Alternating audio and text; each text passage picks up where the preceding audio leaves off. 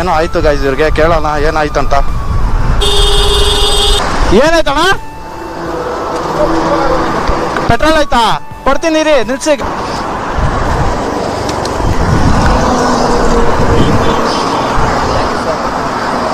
ಬನ್ನಿ, ಯಾಕೆ ನಮ್ಮ ಕೆಲಸನೇ ಇದೆ ಅಣ್ಣ.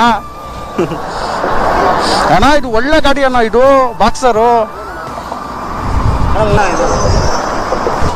ಟೈಮ್ ಅದು ಏನು ಮಾಡೋಕ್ಕಾಗಲ್ಲ, ಟೈಮಿಗೆ ಹಾಗೆ ಆಗುತ್ತೆ, ಏನು ಮಾಡೋಕ್ಕಾಗಲ್ಲ. ಆಯ್ತಾ? ಲಾಕ್ ಆಯ್ತಾ?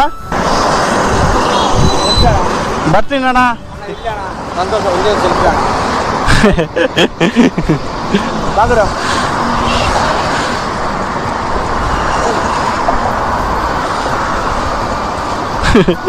ಸರಿ ಅಣ್ಣ, ಬರ್ತೀನಾ?